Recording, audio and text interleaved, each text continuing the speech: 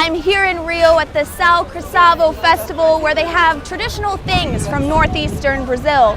They have art, music, and come with me as we try some of the traditional food. But the car isn't the only visual aid on display. There are banners showing Maria's story, along with this plaque showing where the center of the front tire should have been compared to where it ended up after the crash. And it's all about funding. They'd either have to increase taxes or decrease service times, something that City Council member Linda Gregory says she doesn't expect to happen. Police are not sure of the motive behind the shooting. Anyone with information on this case is encouraged to call the Muncie Police Department's Investigation Division. That's right, Tanner, and right here on campus, we've had some demonstrations as a result of this inauguration. NewsLink Indiana's Emerson Lehman is live, but if you take a closer look, you'll see cigarette butts stuck in the cracks of these bricks. Now, these are worse in some places than others. They're especially bad in places with outdoor seating like you see behind me. But it's up to the business owners to get these cigarettes out, and some of them are getting creative. Amanda Whitaker is one of many Brookston residents cleaning up the damage from Wednesday night's storm. Part of a tree just snapped right on the top and flew and then just knocked down all the lines all the way to the ground. Douglas Marsky also spent Thursday morning cleaning up what was left behind on his property. There were just branches everywhere. And I mean everywhere. The National Weather Service says winds were up to 100 miles an hour. You can tell by the branches falling here, and even look at that handicap sign blown over. I see just all these branches and everything down on my mom's car, which was just in front of this a little bit, but her car was pretty much buried. Marsky says the damages to his house will cost him a couple $1,000s. Oh, it's hot. But besides the damage, thousands of residents were also left without power. Whitaker says with 5 children to care for, having no power is difficult. Immediately they start saying they're hot, so I'm trying to figure out how to keep them cool. So she was thankful for the Red Cross shelter that set up at Federated Church on Wood Street. They had air conditioning and plenty of food and drinks. That was my main concern. Like, I have no way to cook anything for them. Dave Fagan with the Red Cross says the church wasn't where they planned to set up. They originally went to Frontier Elementary School, but were forced to move because of a gas leak caused by an uprooted tree. For now, Red Cross is dealing with one thing at a time. Our biggest concern right now is getting this power up and going in the city. He says they also have nurses to care for the residents, but Whitaker is thankful that no one in her family will need those nurses. I'm glad we're all okay. I'm glad that no one got hurt, and this community is really good. They all get together and help each other right away, and that's what I love. That's why I'm here. Red Cross says they will be setting up another shelter in Rossville at 7:30 Thursday night at the Ambulance Service Garage. Reporting in Lafayette, I'm Abby Lutz. It was outside this house at 1504 Pershing Drive where the body of Joseph Johnson was found early this morning. Captain of the Muncie Police Department, Joe Todd, says the police received a call around 4:15 to 4:30 this morning that shots were fired. When police arrived on the scene, they found the victim deceased in the road, and he says shell casings were everywhere. Todd says multiple shots were fired and 2 suspects reportedly fled the scene. He says they're looking into a couple scenarios as to why this happened, but nothing's been confirmed so far. The investigation is still ongoing, and we'll keep you updated as we get more information. Reporting in Muncie, Abby Lutz, NewsLink Indiana. I don't want to fall in line on election day. You don't know what you're going to come up with. So that's why I'm voting now. And that's what many voters think of early voting. It's a way to save time. But this year, that might not be the case. Enya Flores-Miser says this is the busiest she's seen the polls during early voting. Surprise! This precinct is very active.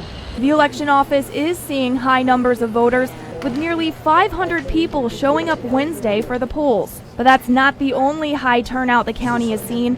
Delaware County Clerk Mike King told the Star Press that there are more registered voters this year than the last 2 presidential elections. Political science professor Sean Hildebrand says this isn't something unique to Delaware County. I think registration is higher across the board in a lot of places just because it's become so much easier to register, right? Whereas in the past you had to go to the courthouse or some government office and get a piece of paper. Now you can just do it on this. And as all those citizens plan to vote, some worry that if they vote early, their minds will change by Election Day. But early voter Roger Coates says a few days shouldn't matter. If you ain't made up your mind by now, then another couple of days probably not going to change nothing. He says it doesn't matter when you vote, it's just important to do. If you don't vote, then what good are you?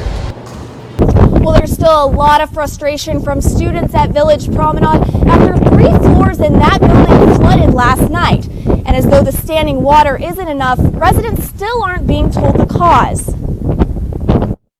And water just started gushing from basically every hole in the ceiling. Village Promenade resident Brian Beam described a crackling sound before noticing the water coming through his ceiling.